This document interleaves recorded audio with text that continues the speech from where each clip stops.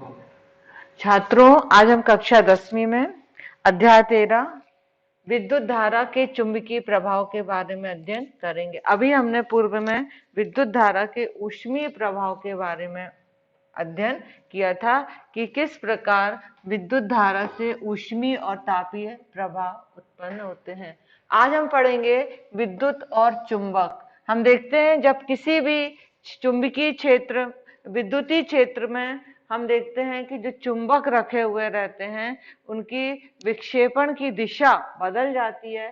तो विद्युत और चुंबकत्व का आपस में क्या है, संबंध है। आप चुंबक जानते हो कि चुंबक में दो ध्रुव होते हैं, एक ध्रुव होता है उत्तर और एक होता है दक्षिण। ये एक मान लो आपकी ये एक छड़ है, चुंबक छड़ है, तो एन मतलब नॉर्थ, तो ये कहलाता है उत्तर ध्रुव।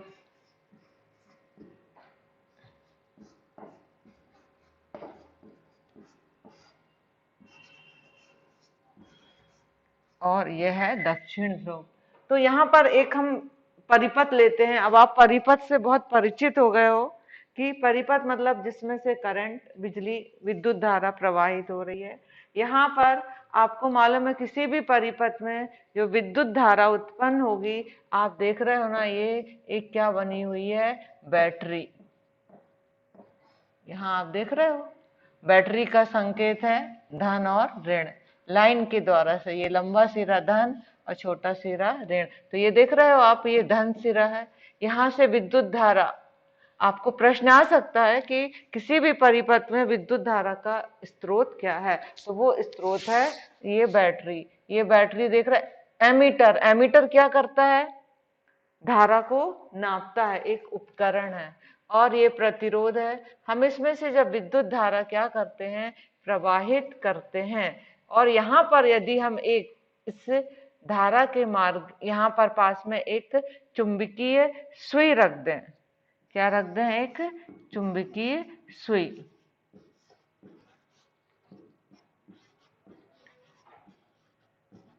तो इस चुंबकीय सुई में क्या होता है कि चुंबकीय सुई में एक इस प्रकार डायल होता है और उसमें एक छोटा सा एक चुंबक ही कहना चाहिए लगा रहता है, और उससे हमें एन और एस ध्रुव, इस प्रकार एन और एस ध्रुव दिशा दर्शाती है चुंबकीय सुई। उसमें एक एरो लगा रहता है, तो एरो का मतलब होता है ये उत्तर ध्रुव। तो हम देखते हैं कि इस परिपथ में जब धारा प्रवाहित होती है तो ये चुंबकीय जो सुई का जो विक्षेप है, वो विक्षेप मतलब उसके अंदर जो संकेतक लगा हुआ है वो हिलता रहता है। इसका मतलब है कि विद्युत चुंबकीय क्षेत्र को क्या कर रहा है, प्रभावित कर रहा है। दोनों में क्या संबंध है।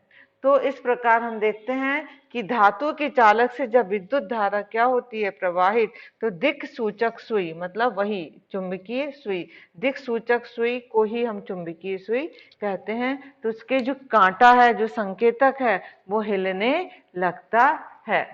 तो किस प्रकार संबंध है, अभी हम एक और इसका एक प्रयोग करेंगे। आप देखेंगे कि चुंबकीय क्षेत्र और क्षेत्र रेखाएं, जब किसी चुंबक विद्युत क्षेत्र में चुंबक रखते हैं तो उसके चारों ओर भी एक दोनों आपस में संबंध रहता है। और यदि हम एक चुंबक रखें तो इस चुंबक के कारण भी इसके चारों ओर एक क्षेत्र स्थापित हो जाता है, तो इसको बोलते हैं चुंबकीय क्षेत्र। तो मान लो एक चुंबक के चारों ओर हमने एक लोहे की रेतन, लोहे का चूर्ण रख दिया, और आप थोड़ा सा चुंबक ऐसा घुमाओगे तो ये जो लोहे के कण है, जो रेत है, वो देखना एक विशेष स्थिति में क्रमानुसार क्या हो जाती है, जम जाती है। तो हम इस प्रकार देखते हैं कि ये रेत के कण रहते हैं, जो रेत नहीं सॉरी लोहे के जो कण रहते हैं, वो इस प्रकार एक चुंबक के चारों ओर क्या रह जाते हैं, जम जाते हैं, और इस प्रकार ये चित्र बन जाता है। तो चुंबक के चारों ओर जो क्षेत्र होता है उसको हम क्या बोलते हैं, चुंबकीय क्षेत्र। और जो रेखाएं उत्पन्न होती हैं, ये रेखाएं हमें दिखाई नहीं देती हैं, काल्पनिक हैं, लेकिन ये क्षेत्र रेखाएं उत्पन्न हो जाती हैं। अब हम पढ़ेंगे चुंबकीय क्षेत्र क्या है। अभी पहले पढ़ा आपने, तो वह क्षेत्र जिस पर हम किसी चुंबक के बल का अनुभव कर सकें, तो वो कहलाता है चुंबक का चुंबकीय क्षेत्र। मान लो ये चुंबक है, उसका प्रभाव मान लो यहां तक है, तो ये क्षेत्र क्या कहलाएगा? चुंबकीय क्षेत्र। चुंबक के आसपास चुंबकीय क्षेत्र ज्यादा रहेगा, और चुंबक से मान लो ये ए स्थान है और इसकी दूरी बढ़ती गई इस चुंबक से, मान लो ये बी है, तो इस प्रकार दूर होता जाएगा, तो इसका जो चुंबक का जो बल है वो कम होता जाएगा। एक प्रयोग भी करके देख सकते हैं हम। एक दिक् सूचक सुई लेते हैं। दिक् सूचक सुई वही मैंने अभी जो बताया आपको, इसमें एक एरो लगा रहता है, उसमें एन और ये सिरा क्या रहता है? एस रहता है, एरो वाला एन। तो हम एक दिक् सूचक सुई को जब हम एक क्षण चुंबक है, ये देख रहे हैं आप, ये क्या है? क्षण चुंबक। तो इसके पास लाते हैं, तो ये क्षण चुंबक का एस सिरा है और ये क्षण चुंबक का एन सिरा है। और आपको मालूम है कि चुंबक के जो समान ध्रुव होते हैं, चुंबक में दो ध्रुव होते हैं, जो समान ध्रुव होते हैं उनमें आपस में विकर्षण होता है। विकर्षण मतलब एक दूसरे से अलग होते हैं। समान ध्रुव, समान को हम सजाती भी कह सकते हैं, जैसे एन एन, एस एस। और जो असमान ध्रुव होते हैं, विजातीय,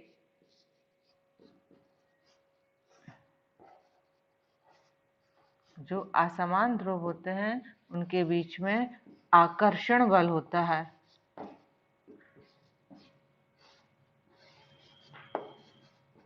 तो इसका जो एस ध्रुव है चुंबक का, ये देखिए चुंबकीय जो दिक् सूचक सुई है उसके एन से इस ओर आकर्षित होगी। इस प्रकार हम सुई का स्थान बदल के हम देखेंगे, निशान लगाएंगे, तो इस प्रकार हमें एक गोलाकार वक्राकार बल रेखाएं प्राप्त होंगी। आप देख रहे हैं, हमेशा जो धाराएं होती हैं वो हमेशा उत्तर ध्रुव से निकलती हैं और दक्षिण ध्रुव की ओर क्या होती हैं? समाप्त होती हैं। तो ये देखें, ये उत्तर ध्रुव है, ये एन है, और ये क्या है? एस। तो ये उत्तर ध्रुव से निकल रही हैं और दक्षिण ध्रुव की ओर जा रही हैं। और चुंबक के अंदर उल्टा है, दक्षिण से कहाँ जाएंगी? उत्तर की ओर, लेकिन चुंबक के बाहर उत्तर से निकल के दक्षिण की ओर जाती हैं। और इस प्रकार हम किसी क्षण चुंबक और दिक् सूचक सुई के द्वारा उसके चारों ओर क्षेत्र रेखाओं को हम बना सकते हैं। ये एक प्रायोगिक वर्क भी रहता है, इसको प्रैक्टिकल में भी करवाते हैं।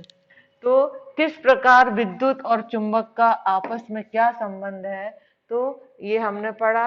अब चुंबकीय बल रेखाएं, चुंबकीय जो बल रेखाएं होती हैं, इनके गुण आते हैं कि ये हमेशा उत्तर से कहाँ की ओर निकलती हैं? दक्षिण की ओर। देखना, ये उत्तर है, ये हिस्सा उत्तर है और ये दक्षिण है। तो एन मतलब उत्तर, एन नॉर्थ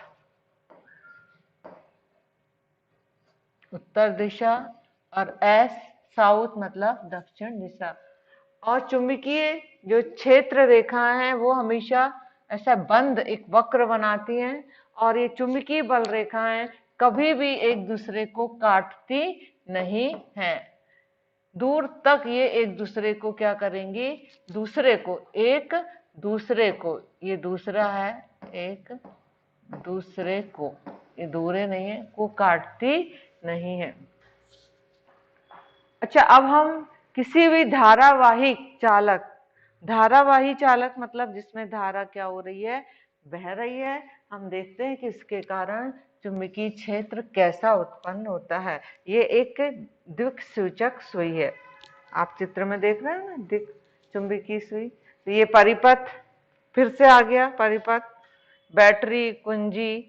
तो हम देखते हैं कि जब इस परिपथ में धारा प्रवाहित हो रही है, तो आप देखें ये दोनों चित्र आपको देखने में एक से लग रहे हैं, लेकिन अंतर है। तो देखेंगे जब धारा की दिशा ये आ रही है, तो इसमें एन हिस्सा यहाँ है दिक्सूचक सुई का और एस यहाँ है।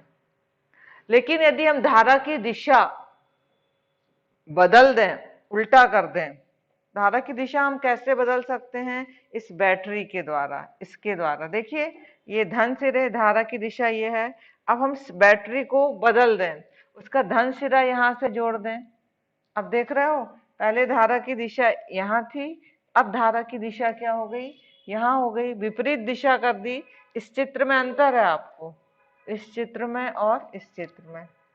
यहाँ पर धन सिरा जुड़ा हुआ है और ऋण सिरा यहाँ है। अब आप देखेंगे कि धन सिरा यहाँ है और ऋण सिरा यहाँ है। तो जब धारा का मान हमने विपरीत दिशा में कर दिया तो हम देखेंगे कि जो दिक् सूचक सुई है उसमें भी जो विक्षेप हो रहा है उसकी दिशा भी क्या हो गई? बदल गई। देखिए पहले n यहाँ था, अब n यहाँ आ गया। तो इस प्रकार हम देखते हैं कि धारावाही चालक में जब हम धारा की दिशा क्या कर देते हैं? बदल देते हैं, तो जो दिक् सूचक सुई का जो विक्षेप है वो विपरीत दिशा में आ जाता है। तो इस प्रकार धारावाही चालक और चुंबकीय क्षेत्र का आपस में क्या है? संबंध है।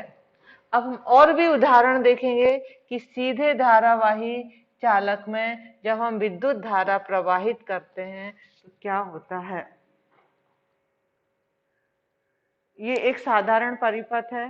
ये हमने एक तार लिया है जो x और जो y, एक जो तार है इसके हमने बीच में हमने क्या कर दिया? एक कार्डबोर्ड फंसा दिया और उसमें हमने लोह चूर्ण,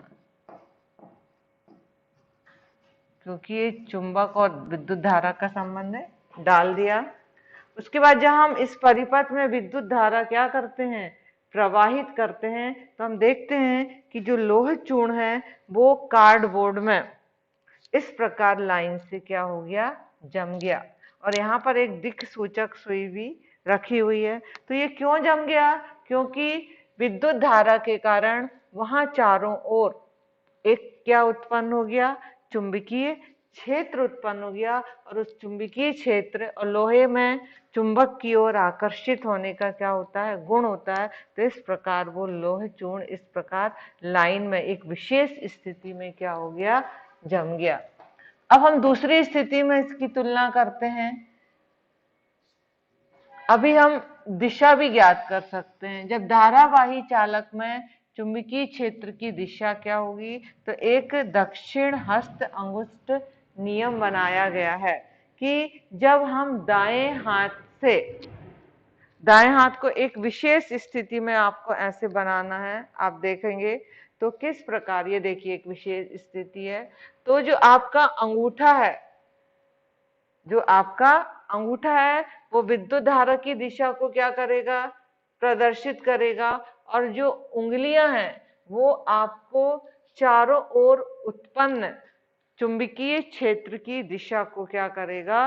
उत्पन्न करेगा। ये देखिए अंगूठा धारा की दिशा को और ये जो उंगलियां हैं वो आपका चुंबकीय क्षेत्र की दिशा को प्रदर्शित करेगा। तो इसको एक नियम के रूप में बना दिया, इसका नाम है दक्षिण हस्त अंगुष्ठ नियम।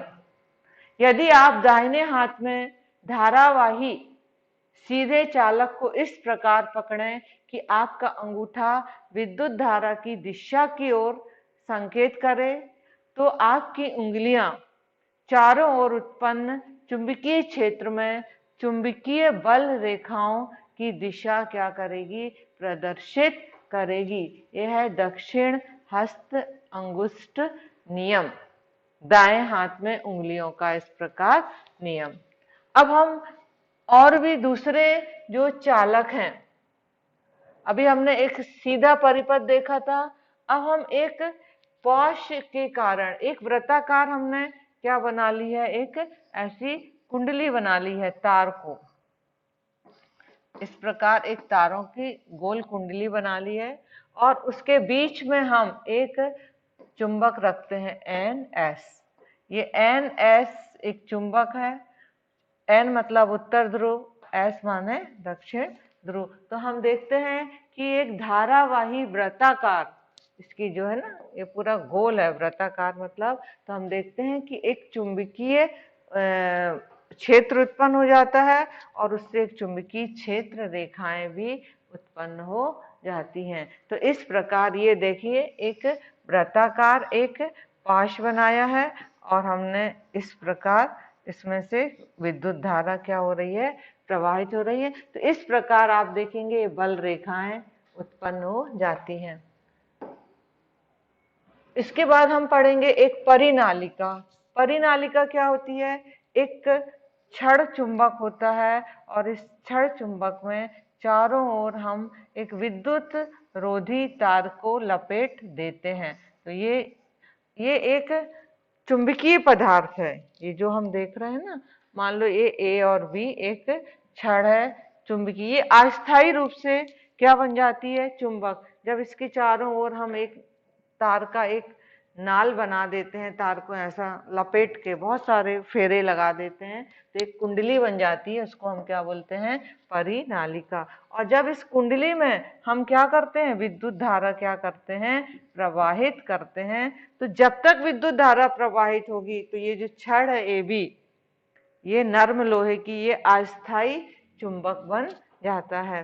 तो इस प्रकार देखते हो ये चुंबकीय क्षेत्र की रेखाएं इस प्रकार उत्पन्न हो जाती हैं। ये आप देख रहे हो ना, एक परिनालिका बना दी है और ये बैटरी और इस प्रकार विद्युत धारा और चारों ओर, ये हमें दिखाई नहीं देता है लेकिन इस प्रकार अनुभव किया जा सकता है। और यह एक स्टील की या कोई भी लोहे की छड़ हम ले सकते हैं। तो परिनालिका क्या है? पास पास जो लिपटे विद्युत रोधी तार, विद्युत रोधी मतलब जो सुचालक हैं, उनकी बेलन की आकृति की अनेक फेरों वाली कुंडली को क्या बोलेंगे? परिनालिका। तो अभी हम पढ़ रहे हैं इस पाठ में कि चुंबक और विद्युत का आपस में क्या संबंध है। तो इस प्रकार हमने एक पाश एरिया में देखा, एक परिनालिका में देखा, और इस प्रकार जब हम किसी भी चुंबकीय पदार्थ को परिनालिका के अंदर रखते हैं तो वो एक अस्थायी चुंबक बन जाता है। तो उसे हम बोलते हैं विद्युत चुंबक। विद्युत चुंबक जितने भी आप ये पंखे वगैरह देखते हैं, बिजली की जो घंटी होती है, जब विद्युत घंटी, उसमें भी इस प्रकार विद्युत चुंबक का उपयोग किया जाता है। इसमें जो महत्वपूर्ण प्रश्न है, चुंबकीय क्षेत्र किसे कहते हैं, विद्युत चुंबक किसे कहते हैं, और भी इस पाठ में महत्वपूर्ण प्रश्न है। धन्यवाद।